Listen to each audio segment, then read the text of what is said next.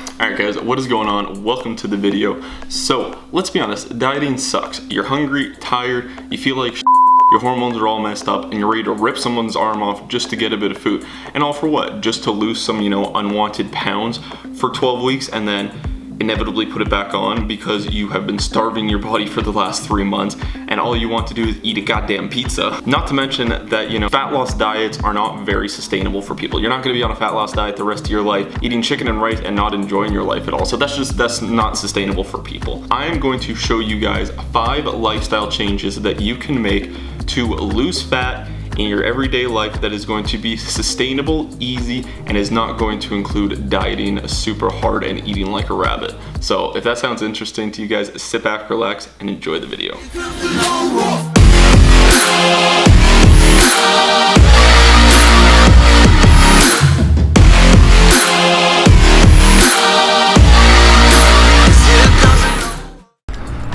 So the number one thing you can do for easy and sustainable fat loss is to just get out and walk more. So walking is super great because it's something that is low impact on your body.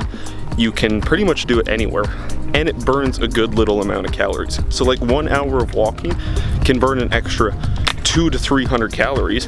And I mean, that might not sound like a lot, but when you compound that over the days and the week, then it really adds up to create a significant dent total daily caloric intake. So doing things like getting out, taking your dog for a walk, walking to the grocery store, walking to the gym if you can, things like that are really gonna make it a lot easier to promote easy and sustainable fat loss over the long term.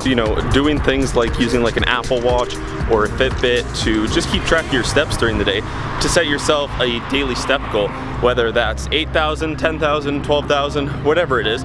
Just hold yourself accountable to it. Keep aiming to hit that step count every day if you can. And then that is going to be something that is really going to add up over the long term. Super easy, just take your dog for a couple walks a day, something like that. Walk to the gym if you can, walk to the grocery store. Just get out, be active. It's nice outside, take your dog for a walk, go for a walk with your girlfriend, your wife, your brother, your spouse, whatever it is, just get out and walk. So have you guys ever heard the old saying, breakfast is the most important meal of the day? Well, I'm telling you guys, it's not.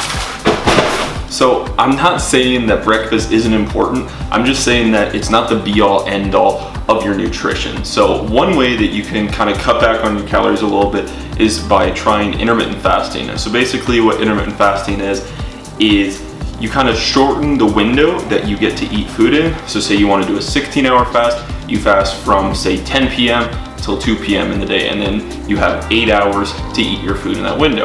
This will do a couple things. So number one, it is going to shorten the time span that you have to eat your calories, so you're most likely going to end up consuming less calories. 2, it is going to make the time between your meals a lot smaller, so instead of having 3-4 hours between meals, you'll only have like an hour and a half to 2 hours, so it's going to feel like you're eating just as much when you're going to be eating probably less or the same amount. And then 3, it is going to increase your mental focus, especially in the mornings if you decide to do the morning fast, because your mind's not focused on food. You might have to fight through a little bit of hunger in the morning, but other than that, once you get through that, it's super good, awesome for focus. So give intermittent fasting a try. Now, it's not for everybody. Some people, it does make them really sick. So if that is the case, then what I suggest is have breakfast, but just have a smaller breakfast, so something really light. So like an egg white omelet, something like that, just really low calories, then that'll cut back on your calories as well.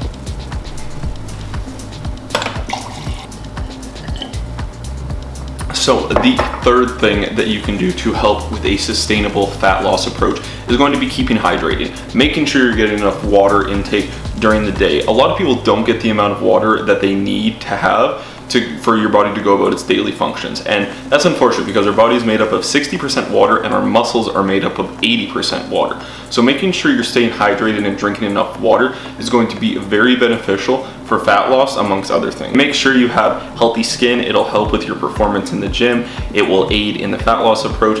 And if you're drinking a lot of water, it will also keep you satiated. So you'll be really full just from having a bunch of water in you, and then you probably won't end up eating as much, putting on that extra fat. So I would aim to at least have 2 liters of water a day, and even upwards of 4 liters of water a day. I know it sounds like a lot, but if you're losing a lot of water due to sweating during the gym, you know, cardio, weightlifting, stuff like that, you need to refill your body and rehydrate it. So drinking enough water is essential.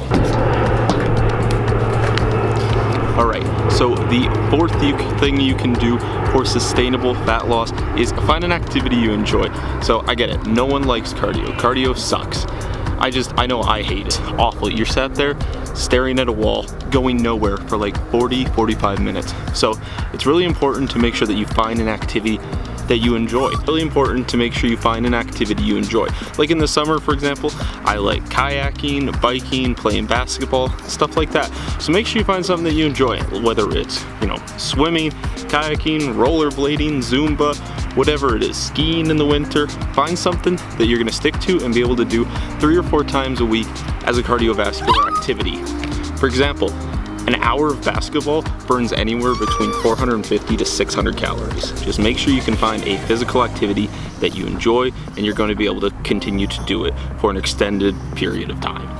So the 5th and final thing you can do to help with a sustainable fat loss approach is fine-tune your diet.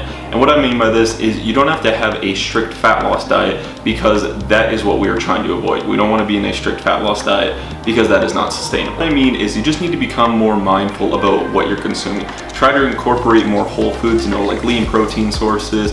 So, you know, chicken, fish, egg whites, Greek yogurt, that kind of stuff, fruits and vegetables, complex carb sources, so you know, white rice, brown rice, sweet potato, that sort of thing. Try to stay away from highly processed foods. Start to limit the amount of alcohol that you're consuming, because those are just empty calories. There's no nutrition in alcohol, so there's no carbs, there's no fats, nothing. It's just pure empty calories, but it is still calories. So try to limit the amount of alcohol that you are consuming on a weekly basis. And along the lines of drinking alcohol, try not to drink your calories. So something, you know, like a Starbucks Frappuccino can be anywhere from 300 to 500 calories. So that's gonna put quite a dent in your daily calories. Whereas you could eat like 500 calories of, say, chicken and rice, for example, is going to be a way more filling than a little Frappuccino is gonna be. So kind of keep those things in mind when you're going about what you're gonna be eating during the day. Now, I'm not saying you have to take everything fun out of your diet, because we want to have a sustainable approach to fat loss. So taking everything fun out of your diet, you're gonna feel like you're dieting, and that's not what we want.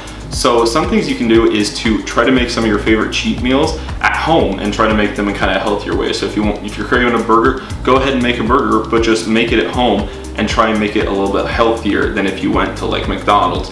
Or try and make healthy pizza. I do that all the time. I'll take like a little flatbread and make some pizza. So that's another really good thing that you can do as well. So you just kind of gotta like fine tune your diet, find what works for you so that you don't feel like you're dieting, but you're still making sure you're including, you know, whole foods, lean proteins, complex carbs, essential fats, kind of stuff like that. All right guys, well that is gonna do it for this video. So I hope you guys enjoyed. If you did, make sure to leave a like on the video, subscribe down below if you guys haven't already. Make sure to click that little bell to become notified every time I upload a video.